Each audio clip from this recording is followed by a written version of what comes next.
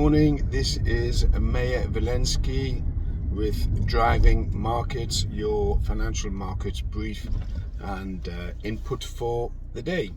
So yesterday the US markets closed up. Before that they closed down, and then they closed up, and then they closed down.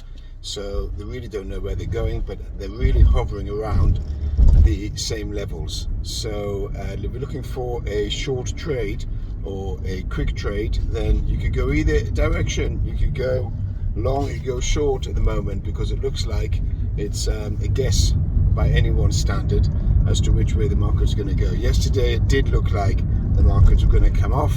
However, they didn't. They end up going up. So those people that were short at the beginning of the day should have taken some profit.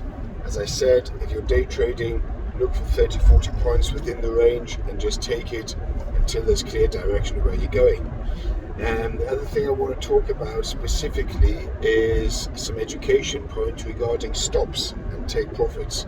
Okay, so a stop there is to reduce, limit your risk, so you're always protecting your capital, and a lot of people don't put on the stops at the right level. So if you're going to put on a stop, you've got to make sure that the stop's going to work for you to allow for volatility. So for example, if you're going to trade the FTSE UK 100, then you put a stop on at 100 points, 150 points to allow you, or to allow the markets to trade within the range.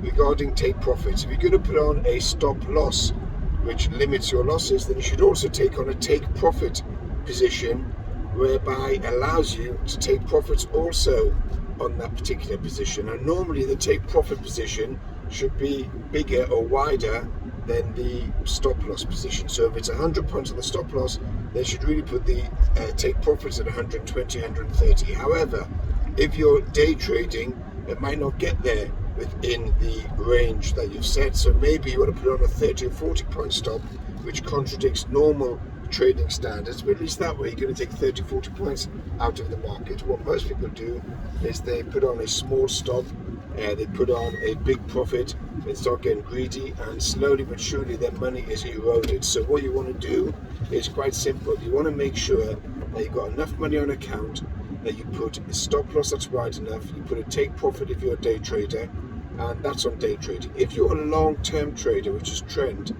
then you're going to have to make the stop loss a much wider, and you're going to have to be aware that there's volatility in the market, and therefore that volatility could close you out and realize a loss. If you realize a loss, it means your cash balance of your account is going to be a lot less than it was originally, and you'll see over time that you will end up being closed out and closed out and closed out. Eventually you have no cash in your account.